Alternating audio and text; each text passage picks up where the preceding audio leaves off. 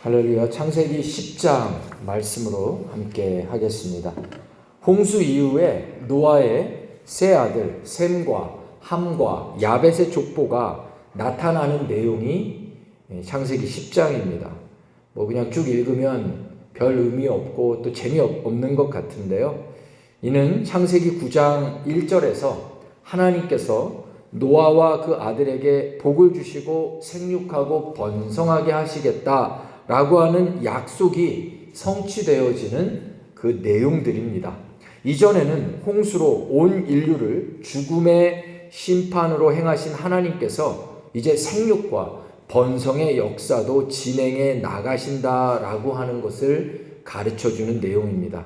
10장에 보면 하나님께서 1절에 셈과 함과 야벳의 후에는 이러하다라고 말했습니다. 2절부터 소개되는 순서는 야벳과 함과 셈의 순서로 이 족보가 나오고 있습니다. 이는 그들 형제들의 후손들이 흩어진 지역과 방향을 중심으로 북남 동서의 순서로 기록된 거예요. 그러니까 1절은 셈과 함과 야벳이라고 해놓고 10장 2절은 야벳과 함과 셈의 순서로 나오지 않습니까? 왜냐하면 우리나라는 동서남북인데요. 이 히브리 족속들 유대인들은 북남 동서입니다. 그러다 보니까 북쪽으로 이동한 유럽 쪽으로 이동한 야벳 족속, 그리고 남쪽으로 이동한 가나안 땅이 아니라 메소포타미아에서 이 남쪽으로 이동한 이 아프리카 이쪽으로 다 이동했죠. 아라비아 쪽으로 했던 그 함족, 그리고 동쪽 아시아 쪽으로 이동한 이 셈족이 맨 마지막에 나왔다라고 이해해 볼 수 있을 겁니다. 창세기 10장에 기록된 인물들을 보면 모두 70명입니다.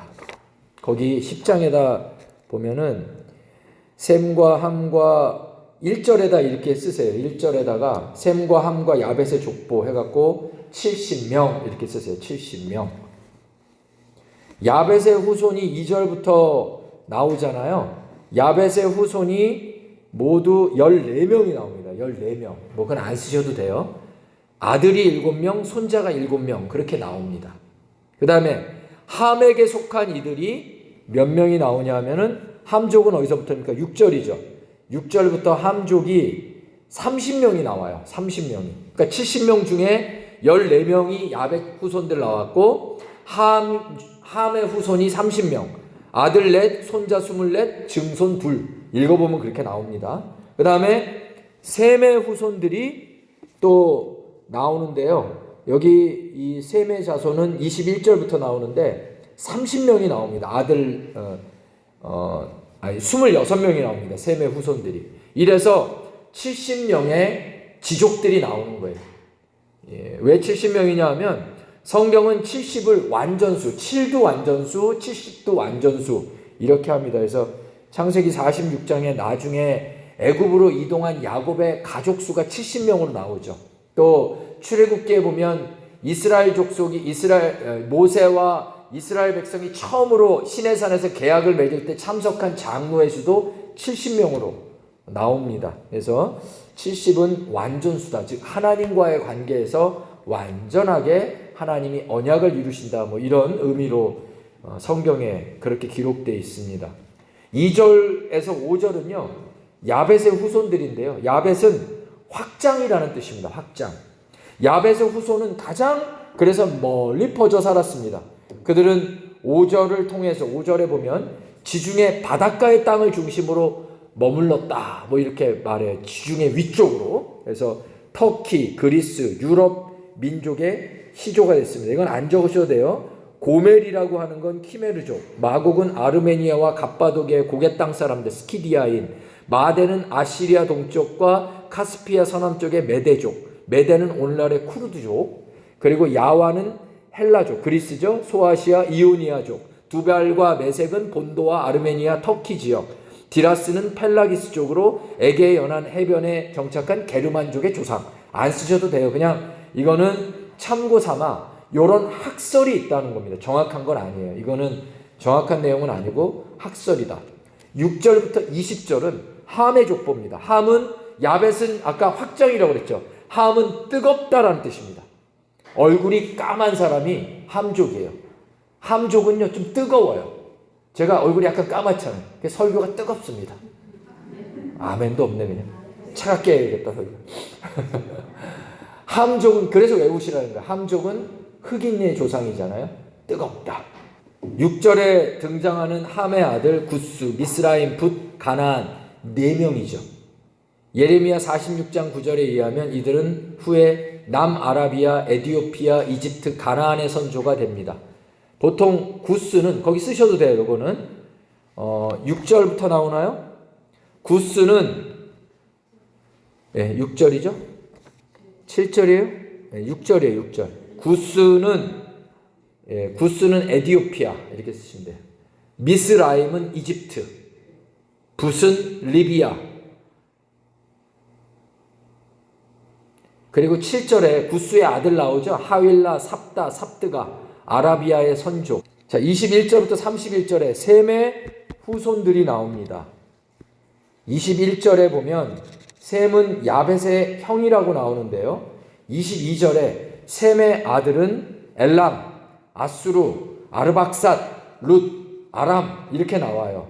안 쓰셔도 돼요. 엘람은 이란, 아수르, 이라크, 아르박삿, 터키, 룻도 터키, 아람, 수리아 이렇게 얘기하는데 이것도 학설이니까 안 쓰셔도 됩니다. 제가 쓰지 말라는 건 학설이라고 해서 안 쓰는 거예요.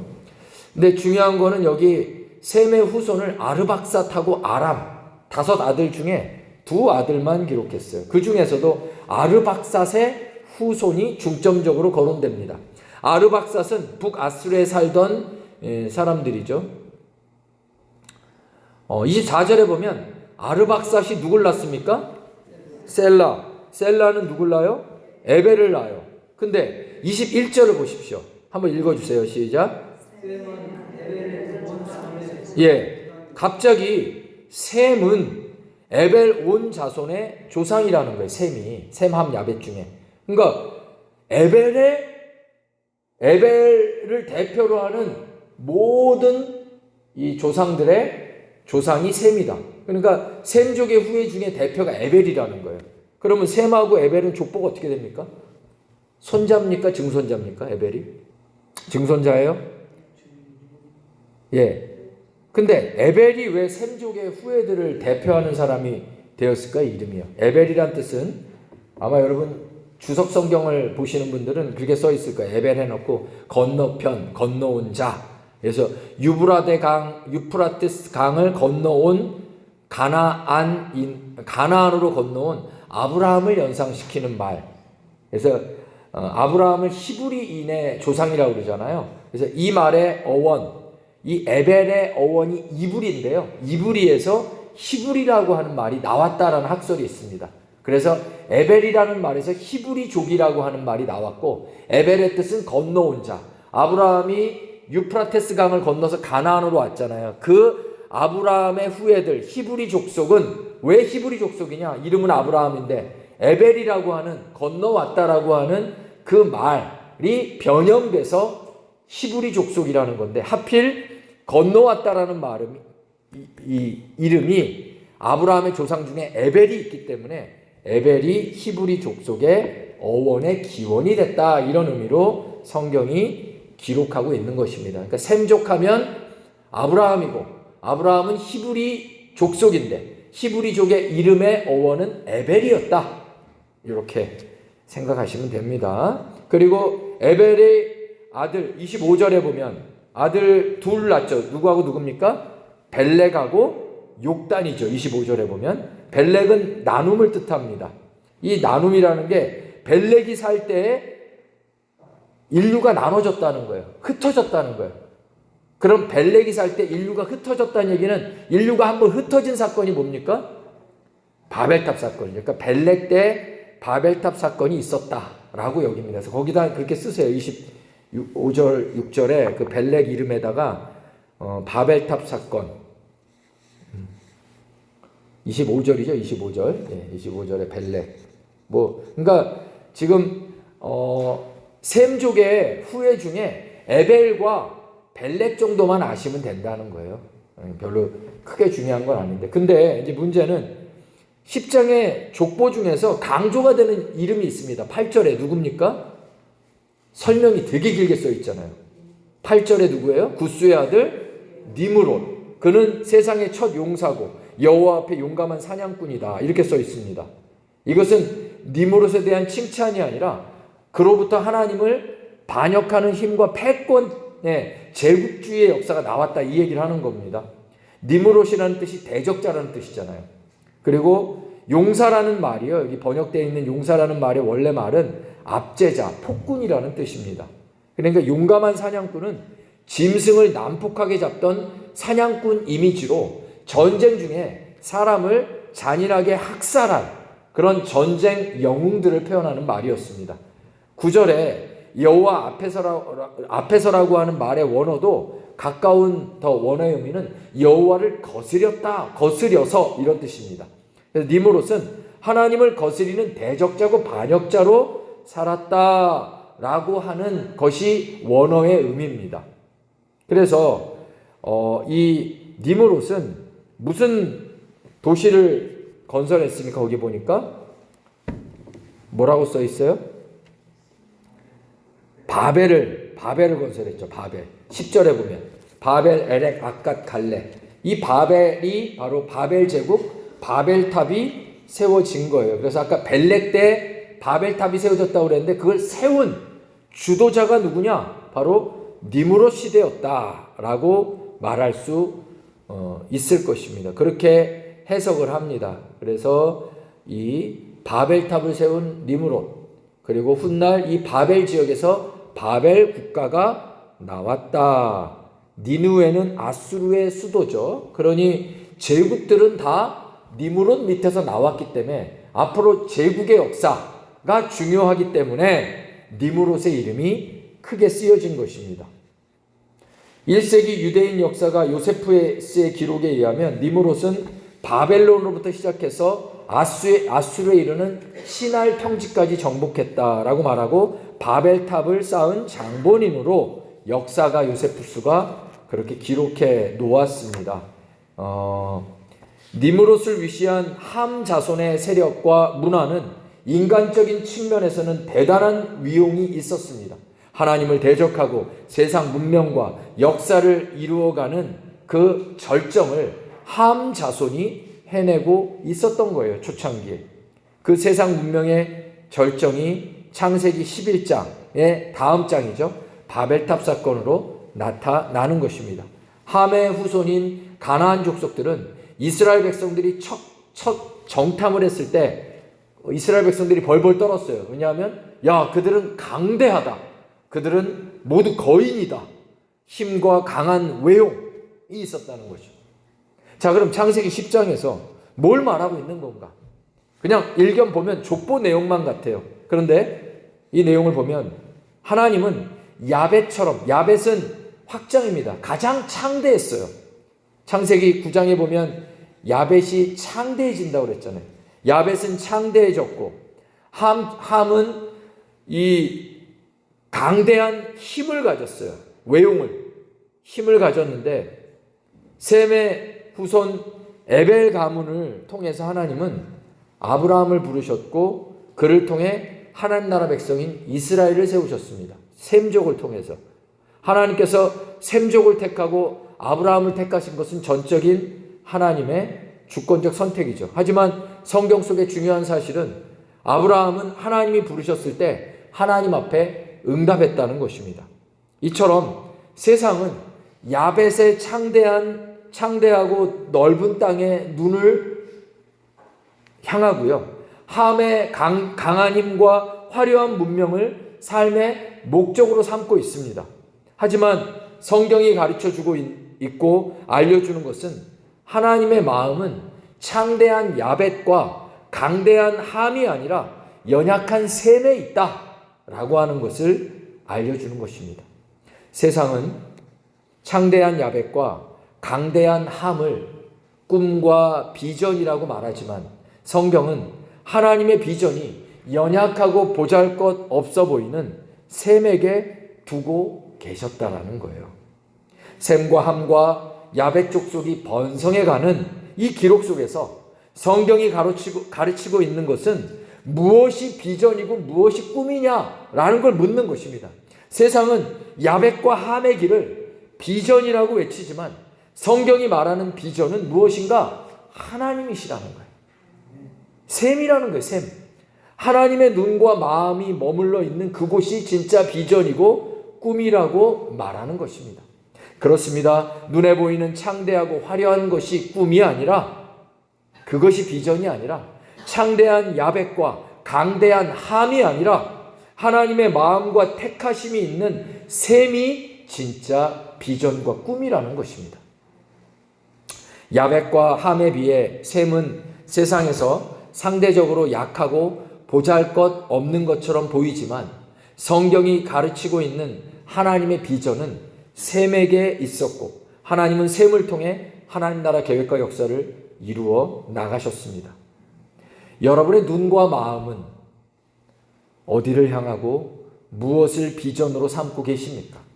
혹시 여러분의 눈도 창대한 야벳을 꿈꾸고 강대한 함에게 이게 비전이라고 그렇게 생각하고 살아가십니까? 그래서 세상이 말하고 가르치는 대로 물질과 권력을 모으며 그것을 취하고 살아가는 함과 야벳의 인생이 내 인생의 목적이라고 생각하고 살아오셨습니까? 아니죠. 우리의 참 비전은 하나님이어야 한다는 것입니다. 하나님이 비전이 되는 사람만이 이해할 수 있는 말씀이 있습니다. 출애굽기 19장 5절과 6절입니다. 시작. 세계가 다 내게 속하였나니 너희가 내 말을 잘 듣고 내 언약을 지키면 너희는 모든 민족 중에서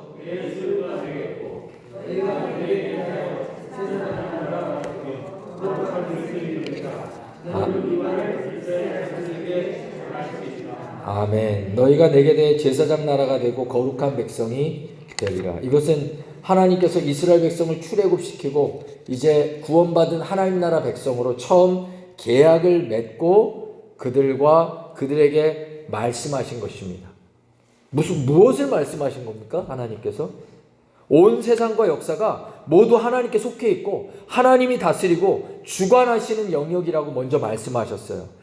그러므로 너희는 어떻게 하래요? 이제 세상 것이 아니고 하나님의 말씀을 듣고 말씀의 언약을 지키고 살아가라. 그리고 너희는 세상 속에서 그 말씀을 통해 하나님을 보여주고 세상과 하나님을 연결하고 중보하는 제사장 나라로 살아가라고 하셨습니다.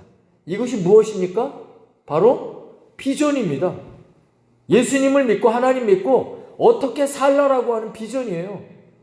많은 크리스천들이 예수님 믿고 하나님 믿고도 여전히 비전이 안 바뀝니다. 이전에 살아왔던 야벳과 함의 비전으로 사는 거예요. 세상에서 창대해져야 되고 강한 힘을 가져야 되고 권력을 가져야 되고 물질을 가져야 되고. 그런데 하나님은 뭐라 하십니까? 분명하게 비전은 하나님이 비전이라는 거예요. 세상이 비전이 아니라 하나님의 말씀을 마음의 중심에 대고 이 세상에서 하나님의 뜻과 역사를 이루어 나가는 제사장 나라의 비전을 주신 것입니다.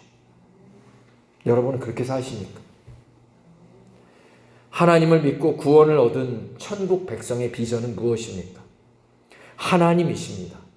하나님의 뜻과 계획 앞에 쓰임받는 제사장 나라로 사는 것입니다. 이번에는 신약입니다.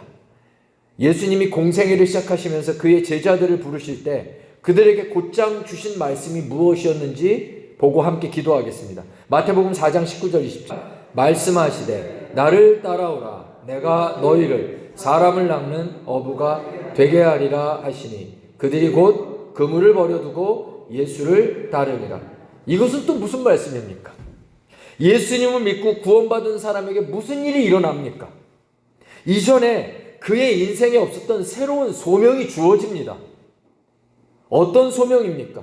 영혼 구원의 소명입니다. 예수님 만나기 이전에 세상에서 살 때는 내 그물을 들고 부지런히 그 세상에서 내가 욕망하는 것들을 그물 속에 담고 취하고 모으는데 채우는 인생을 살았다라면 예수님을 믿고 구원받은 주님을 따르는 자가 되고 나니까 주님이 주시는 소명, 새로운 소명을 받게 됩니다. 무슨 소명입니까? 영혼 구원의 그물을 들고 사람을 낚는 천국의 어부로 사는 인생입니다. 그렇습니다. 예수 믿는 것은 이전과는 전혀 다른 비전을 품고 살아가는 인생입니다. 구약은 무엇입니까? 하나님 나라 제사장으로 사는 거예요. 세상과 하나님을 연결하는 거예요. 세상으로 하나님 알게 하는 거예요. 다시 말해 영혼 구원입니다. 신약은 무엇입니까? 이전에 내 그물을 다 버려두고 세상 욕망과 함과 야벳의 꿈과 비전으로 살았던 모든 것들을 다 버려두고 하나님이 주신 새로운 비전, 바로 하나님이 비전인 거예요. 영혼 구원의 비전, 영혼 구원의 그물을 들고 천국의 어부로 살아가는 비전이 주어진 것입니다. 그런데 많은 크리스천들이 이걸 외면해요. 나는 비전 안 받았대요. 나는 소명이 없대요. 그런 말이 어디 있습니까? 성경을 안 보는 거지. 구약이든 신약이든 제가 핵심 말씀을 오늘 전해드린 거예요. 구약의 출애굽기 19장 5절 6절 처음으로 이스라엘 백성으로 계약하고 나서 주신 말씀, 신약에 예수님이 처음으로 제자로 부르고 나서 주신 말씀 동일합니다. 무엇입니까? 비전입니다. 무엇이 비전이에요? 하나님이 비전입니다. 창세기 10장에 나와 있는 셈과 함과 야벳의 이야기는 그냥 황인종, 흑인종, 아시아종으로 그렇게 퍼져나갔다라고 하는 물리적인, 육적인 내용이 일단 겉으로는 그건데요. 영적인 의미, 구속사적 의미는 바로 이것입니다. 비전의 문제입니다. 어떻게 살 것이냐.